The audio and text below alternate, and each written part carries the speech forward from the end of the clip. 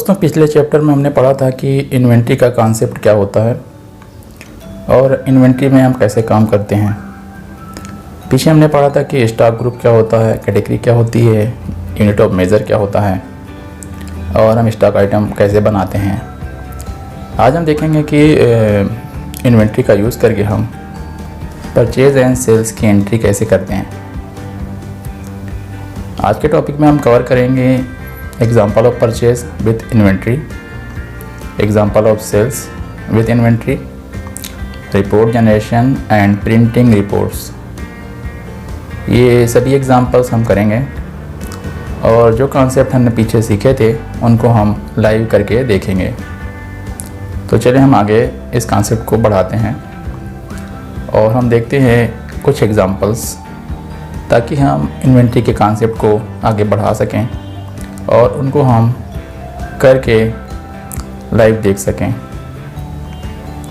तो सबसे पहले हम करेंगे एग्जाम्पल ऑफ परचेज इन्वेंट्री। मान लिया कि मैंने 1/7/2020 को परचेज किया है कुछ आइटम विकास की शॉप से, यानी विकास की दुकान से मैंने कुछ आइटम परचेज किए हैं जिनकी डिटेल नीचे दी गई है। मान लिया मैंने रैम परचेज़ किया है। पहला आइटम रैम है DDR2 2 GB की, 10 पीसेस मैंने परचेज़ किया है 500 रुपीज़ पर पीस में। दूसरा आइटम है DDR3 RAM 4 GB 10 pieces 700 rupees पर पीस। तीसरा आइटम है हार्ड डिस्क यानी HDD, ये SATA हार्ड डिस्क है, 500 GB की परचेज़ किया, 10 पीसेस 2500 रुपये पर पीस। तो हमें इनका टोटल परचेज़ निकालना है इन्वेंट्री से और इसका इनवाइस भी बनाना है। दूसरा एग्जांपल हम करेंगे सेल्स इन इन्वेंट्री, यानी इन्वेंट्री में हम आइटम को कैसे बेचें। मान लिया 2/7/2020 को मैंने सेल किया कुछ आइटम, यानी नीचे दिए गए आइटम टू अमित कुमार। विकास से मैंने ख़रीदा था, अमित कुमार को मैंने 2 को सेल किया। तो जो आइटम मैंने परचेज़ किए थे वही आइटम मैंने सेल किया। रैम DDR2 सेल करते समय मैंने इसका रेट बढ़ा दिया और मैंने 5 पीसेस सेल किए। और DDR3 रैम मैंने 6 पीसेस सेल किए, इसका भी रेट मैंने बढ़ा दिया, 800 कर दिया। हार्ड डिस्क को भी मैंने सेल किया 6 पीसेस और इसका रेट भी मैंने बढ़ाया, 3000 कर दिया। तो मैंने कुछ प्रॉफिट भी लिया है सेल करने में। तो मैं ये चाहता हूँ कि इसका एक टोटल बिल बनाया जाए, एक इनवाइस बनाई जाए और चेक किया जाए कि मैंने टोटल कितने का सेल किया। तो चलिए हम एग्जांपल 1 करते हैं। सबसे पहले देख सकते हैं मैंने टैली ओपन कर रखा है, मैंने कंपनी भी बना रखी है ताकि ज़्यादा टाइम वेस्ट ना हो। कंपनी बनाने के बाद हमें सेटिंग करनी होगी। सेटिंग मैंने पिछले चैप्टर में भी बताई थी, लेकिन मैं एक बार और कर देता हूँ। इसके लिए हमें यहाँ पे इंटीग्रेट अकाउंट इन इन्वेंट्री करना होता है, अकाउंट एंड इन्वेंट्री करना होता है अकाउंटिंग फीचर में, ठीक है। इसके अलावा बाकी ऑप्शन जो रहेंगे वो यहाँ पे नो कर देंगे। इनेबल इनवाइसिंग भी आपको यस करना है और record purchase in invoice mode भी यस करना है, ठीक है। तो ये तीनों ऑप्शन आपको F11 दबाने पर अकाउंटिंग फीचर्स में मिलेंगे। आप देख सकते हैं ये तीनों ऑप्शन को आपको यस करना है, बाकी आप नो कर सकते हैं और एक्सेप्ट कर लेंगे। उसके बाद आपको जाना है नीचे इन्वेंट्री फीचर्स में। इन्वेंट्री फीचर्स में भी सेम ऑप्शन दिखेगा तो उसको वैसे ही छोड़ देंगे। आगे कुछ नए ऑप्शंस नीचे मिलेंगे, जैसे बताया मेंटेन मल्टीपल गोडाउन या लोकेशन, इसे यस करेंगे। मेंटेन स्टॉक कैटेगरीज यस करेंगे। Enable invoicing and record purchase in invoice mode, ये सेम है, इसको वैसे ही रहने देंगे और एक्सेप्ट कर लेंगे इसे भी। तो इस तरीके से हमारी सेटिंग हो जाएगी जो कि हमने इन्वेंट्री में किया है, ठीक है। सेटिंग को ध्यान से देखने के बाद हम आगे चलेंगे और हम दूसरी सेटिंग करेंगे, कॉन्फ़िगर करेंगे, यानी फीचर करने के बाद हमें कॉन्फ़िगर करना होता है। इसके लिए हम F12 बटन दबाएंगे। F12 में कई ऑप्शंस हैं, तो हमें केवल वाउचर एंट्री में भी जाना है। यहाँ पर हम use credit debit instead of two by during entry yes करेंगे, ठीक है। इसके बाद हम जाएंगे इन्वेंट्री, शो इन्वेंट्री डिटेल्स में, इसे भी हम यस करेंगे। Show table of bill for selection yes रहेगा। Show final balances of bill, ये भी यस रहेगा। Show current balances of ledgers, ये भी यस रहेगा। Show balances as on voucher date, ये भी यस रहेगा। तो देख सकते हैं जहाँ जहाँ मैंने यस बोला है उनको यस कर लेना है आपको, और अभी बाकी ऑप्शन नो रहने देंगे जिनकी हमें ज़्यादा ज़रूरत नहीं है।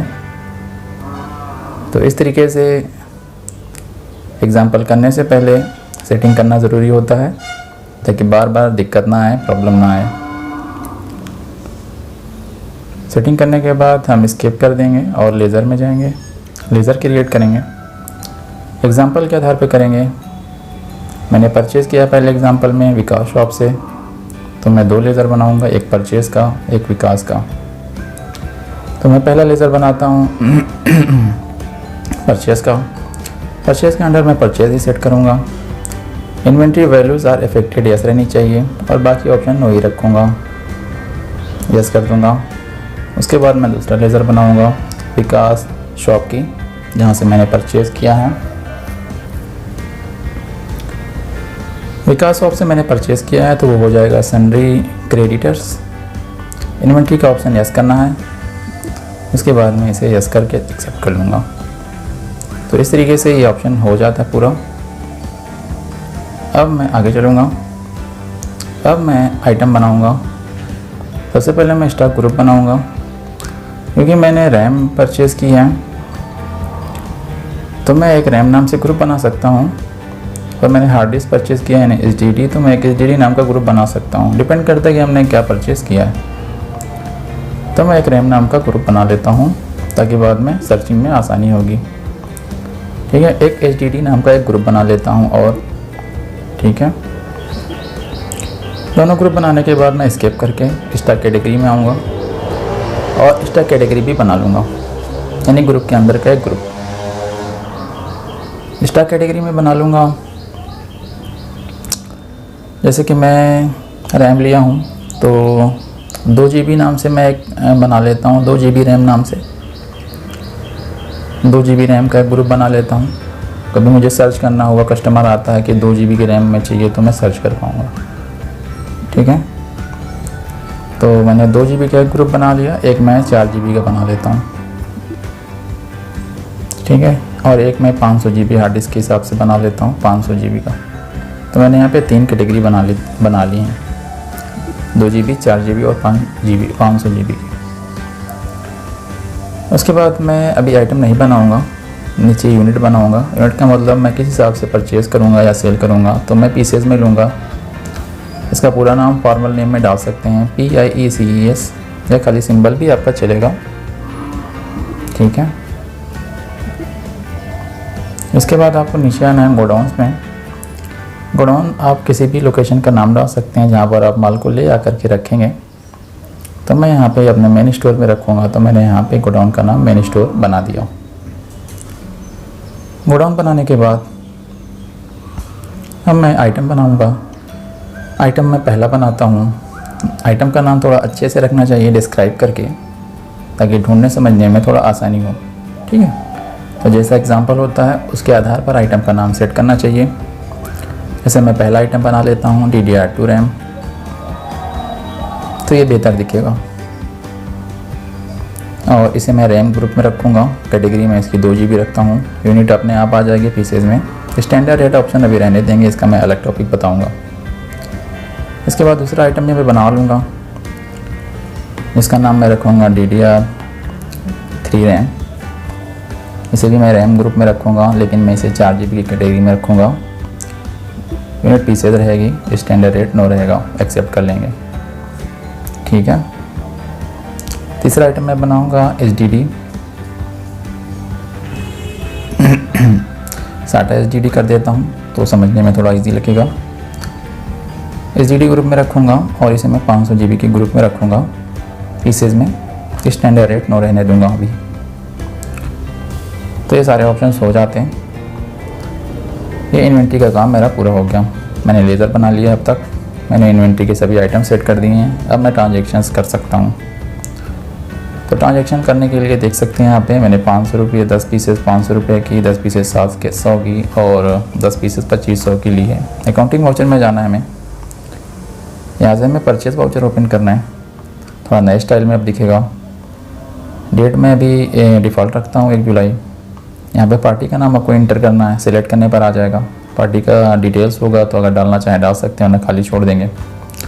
परचेज लेज़र में आपको सिलेक्ट करना है, नेम ऑफ आइटम पूछेगा। आइटम अगर नाम नहीं दिखाता तो स्पेस बटन दबा दें, आइटम का पहला अक्षर दबाएं तो शो करेगा।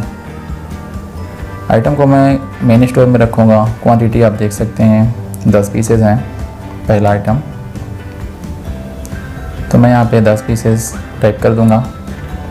एक का रेट टाइप करना है 500, तो टोटल हमारा 5000 का हो गया। दूसरा आइटम मैं लूँगा DDR3 रैम, लोकेशन में मेन स्टोर इसका भी रखूँगा। क्वांटिटी में 10 पीस, रेट में इसका भी 700 पर पीसेस। और तीसरा आइटम मैं SATA हार्ड डिस्क लूँगा मेन स्टोर में, क्वांटिटी 10 पीसेस, रेट 2500 रुपीज़। तो ये आपका 25,000 का आ गया। टोटल हमारा जो आ गया 37,000 रुपये का ऑटोमेटिकली ये कैलकुलेट हो जाता है। इसे आप एक्सेप्ट कर लेंगे, कुछ नहीं करना है अब भरना। तो इस तरीके से हमारी परचेज़ का बिल बन गया। ठीक है, कभी आपको चेक करना हो तो कई तरीके हैं देखने के। इसकी रिपोर्ट डे बुक से आप देख सकते हैं। डे बुक में तो एंट्री रहती है, तो डे बुक में 1 तारीख का हमारा यहाँ पे डिटेल दिखा रहा। ठीक है, डे बुक के अलावा अगर आप देखना चाहते हैं कि मेरे पास कौन कौन से स्टॉक आ गए, दोस्तों जब हम परचेज़ करते हैं तो हमारा स्टॉक बढ़ता है, क्योंकि हमने परचेज़ किया तो ले आके रखा। तो जैसे मैं यहाँ पे देखना चाहता हूँ कि मेरे गोडाउन में मेन स्टोर में क्या क्या है, तो मैं यहाँ से देख सकता हूँ। मेरे पास हार्ड डिस्क है 10 पीसेस और रैम 20 पीसेज हैं, क्योंकि 2 बार मैंने परचेज़ की थी। रैम के अंदर क्लिक करने पर मैं दोनों टाइप के रैम को भी देख सकता हूँ जो मैंने बनाए थे कैटेगरीज। यहाँ से मैं देख सकता हूँ कि मैंने उसे कब परचेज़ किया था। पूरी डिटेल हमारे सामने आ जाती है, किससे परचेज़ किया था। इंटर करते जाएंगे तो हम दोबारा इनवॉइस में पहुँच जाएंगे। तो काफ़ी अच्छे ढंग से यहाँ पे आपका रिपोर्ट शो होता है। इसके अलावा आप कैटेगरी वाइज भी देख सकते हैं। जैसे हमें ढूंढना है कि हमारे पास 2 GB का कितना है, तो 4 GB का कितना है, 500 GB कितना है, सारी डिटेल आप यहाँ से देख सकते हैं। तो ये पूरा आपका डिटेल दिखाएगा। आपका एक ग्राफिकल भी दिखाता है, ग्राफ बना के भी। ठीक है, इन्वेंट्री बुक से भी आप देख सकते हैं, जाके स्टॉक आइटम में जाएं और यहाँ से आप देख सकते हैं कौन कौन सा आइटम आपके पास अवेलेबल है। तो ग्रुप समरी से भी आप देख सकते हैं, ग्रुप वाइज देख सकते हैं। बहुत सारे रास्ते हैं देखने के, रिपोर्ट करने के। इसके अलावा स्टॉक समरी ऑप्शन भी ऊपर होता है, यहाँ से भी आपको डाटा शो करता है।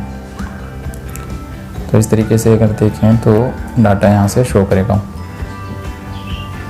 ठीक है, तो ये परचेज़ का एग्जांपल हमारा पूरा होता है। अब हम सेल करते हैं। यहाँ पे जब स्टॉक में आइटम मेरे आ गया तो मैंने सेल भी कर सकता हूँ विद प्रॉफिट।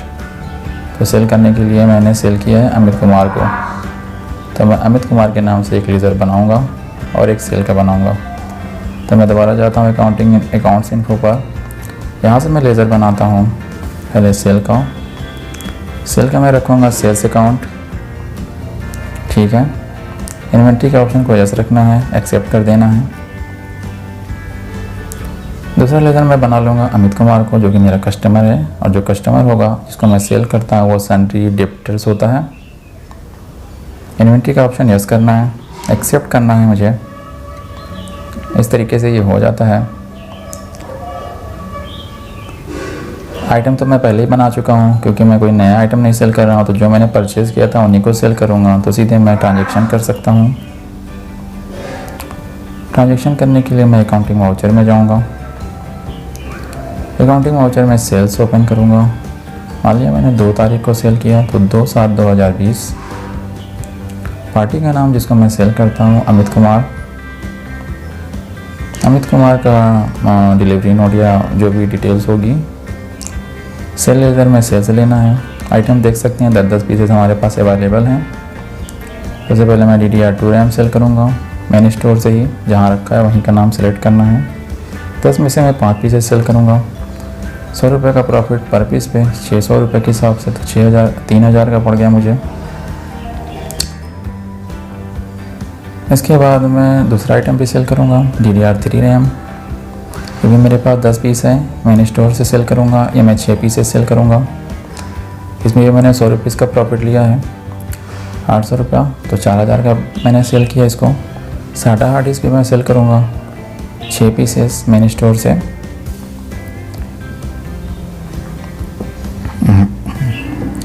तो 6 पीसेस मैं SATA हार्ड डिस्क भी सेल करूँगा। और मैं यहाँ पर रेट इसका 500 रुपीज़ प्रॉफिट में लेता हूँ, तो 3000 रुपये का मैंने सेल किया। टोटल मेरा आप देख सकते हैं इतने का प्रॉफिट मेरा आ रहा है। प्रॉफिट क्या आ रहा है, पूरी सेल आ रही है। अभी तो प्रॉफिट नहीं देखा मैंने, प्रॉफिट देखने का तरीका मैं बाद में बताऊँगा। तो इस तरीके से आप देख सकते हैं ये मैंने टोटल सेल का डाला। अब स्टॉक समरी में अगर मैं जाके देखूँ कि मैंने सेल कर दिया तो मेरे पास अब कितने माल बचे, क्योंकि परचेज जब करते हैं तो मेरा स्टॉक बढ़ा था, जब सेल कर दिया तो स्टॉक कम होगा। अब देख सकते हैं मेरे पास आइटम कम हो गए हैं। मैंने जो इनवर्ड आइटम लिए थे वो 10 पीसेस थे मेरे पास, और सेल किया मैंने आउटवर्ड किया 6 पीसेस, तो मेरे पास अभी टोटल 4 पीसेस बचे हैं क्लोजिंग बैलेंस में। रैम का मैं चेक कर सकता हूँ, रैम मेरे पास 5 पीसेस बची हुई हैं DDR2 की। 10 पीसेस लिया था, 5 पीसेस मैंने सेल की आउटवर्ड में, 5 पीसेस क्लोजिंग बैलेंस में मेरे पास बची हुई है। ठीक है, तो इस तरीके से मैंने सेल भी करना आपको बताया। ठीक है,